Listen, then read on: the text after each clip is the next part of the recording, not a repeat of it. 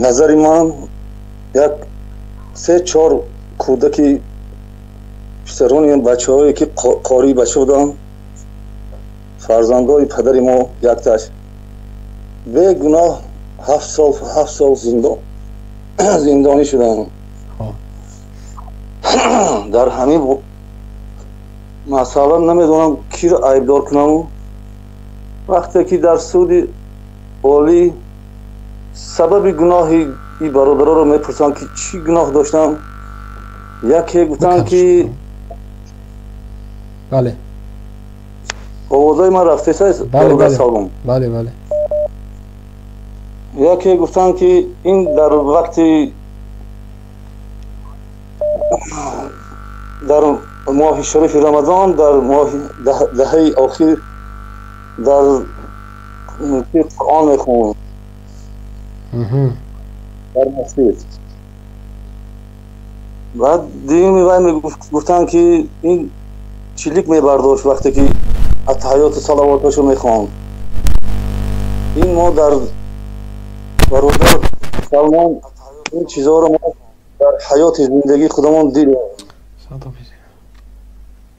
дар ҳамин ҷо дар куҷо ҳақиқате дида мешавад? ман ҳеҷ ҳақиқате надидам ки бачаҳо ягон вақт то ҳозир ягон гуноҳе накарда буданд. қори бачаҳои кӯли Қуръон буданд. ҳозир ҳамонҳо дар зиндонанд. агар ки худо дурӯғ нашавад, моҳи 4 аст ки аз тарафи давлатдорон ба тарафи ҳукм буро оварданд ки ба Лелнобод мебаранд. ҳаминҳоро ман дар як бо онҳо мо дар алоқа фақат бо хешовандонмон апачаи ҳамон қорӣ ки рафта ҳамонро мебинад, ҳамон кас хабар овард ки ба мо расонд ки бо воситаи алоқа мо дар Россия ҳастем бародар Салмон. барои ҳамин мо фақат аз ҳамонҳо хабар мешунавем ки ягон ҳақиқат нест дар Тоҷикистон. чаро бародари азиз касе пайдо намешавад ки аз ҳамонҳо дифоъ куна? пас яъне як нафар бидуни гуноҳ меравад зиндон. чаро фарзандаш, чаро падараш, чаро бародараш, чаро онҳо намебироянд ошкоро бигӯянд ки хоб бародари маро чаро зиндон кардин? яъне дигар ҷурма гирифтааст 7 сол умри бегуноҳ як ҷавон мера зиндон. аз ин дида дигар чизи муҳимтар аст ки шояд мегӯяд дар зиндонро ғам метиҳанд. зиндон кардани ҳамон бародар худаш аллакай як зулм аст дар ҳаққи ӯ.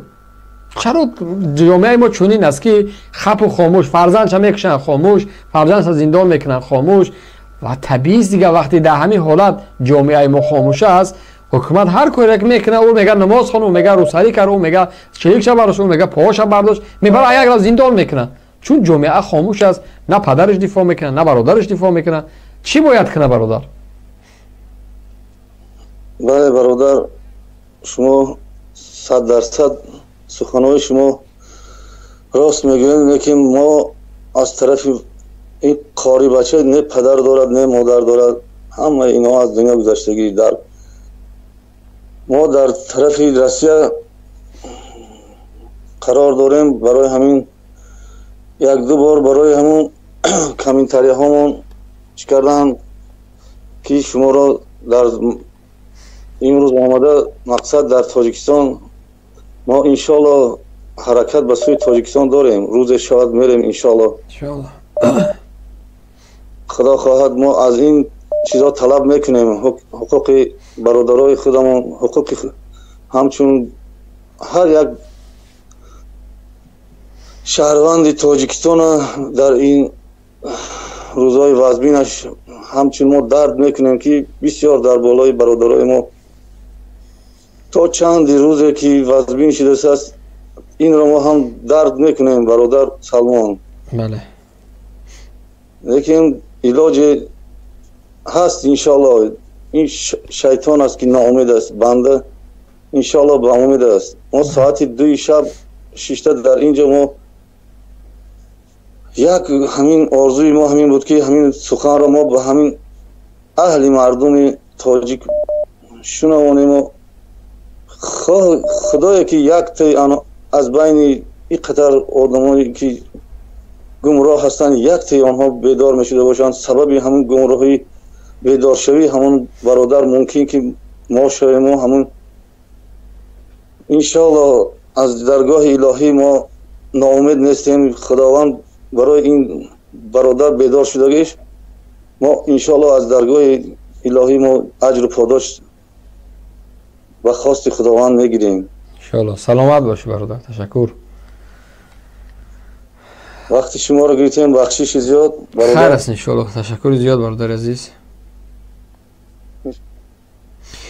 خب البته که دوام میکنیم که خداوند هرچی پیشتر و بهتر و پیشتر بر وقتتر این برادر خوری بچه ها آزاد شوند. چون این برادرها، چون این بچه هایی که اهل علم هستند و کشورهای خارجی را خواندن، زندان های ما واقعا پر است، واقعا پر است. البته خدا کنه که ما و شما سببگاری آزادی این همه مردم بیگناه و بچه هایی که واقعا ارزنده منبرها هستند. امروز منبرها را ببین، در مسجدها 4 تا نمیدونم بیناموس نشسته است، دعوای قرآن و سنت داره و دعوای امر معروف داره، ولی در نوک زبانشان تعریف و ساختکاری های حکومت امروزه است. ولی بهترین بچه های طالب علم، بهترین عالما و قاریایی که خارجه خواندن آمدن، ارزنده تعلیم و تربیت هستند، آنها در زندان هستند و اینکه بیرون از وطن فرار کردند. ولی متاسفانه گروهی کسای دیگری که فرار کردند نتونستن از این برادرای دیگرشون دفاع بکنن که شاید روزی بود که در یک دانشکده خونده بودن، در یک نزد دامبلای تعلیم گرفته بودن، ولی آنها را تنها گذاشتن در زندان. اما انشالله با امید پیروزی این ملت ما مبارزه میبریم. خدا کنه که روزی شود که تمام این همه زندانی های بیگناه ما و شما آزاد شود و باز یک زندگی آرام و آسوده در وطن داشته باشند.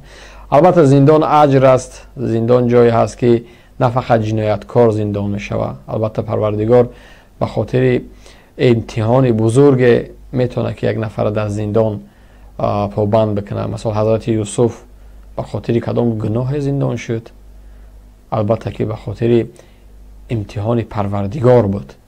و دیگر پیامبران و دیگر صحابه ها و دیگر عالمای بزرگ که ما و شما میدانیم، وارثای پیامبر رو نمیدونم، کسایی که واقعا ارزنده منبرها، امام اعظم در زندان از دنیا گذشت مگر به خاطر گناهش.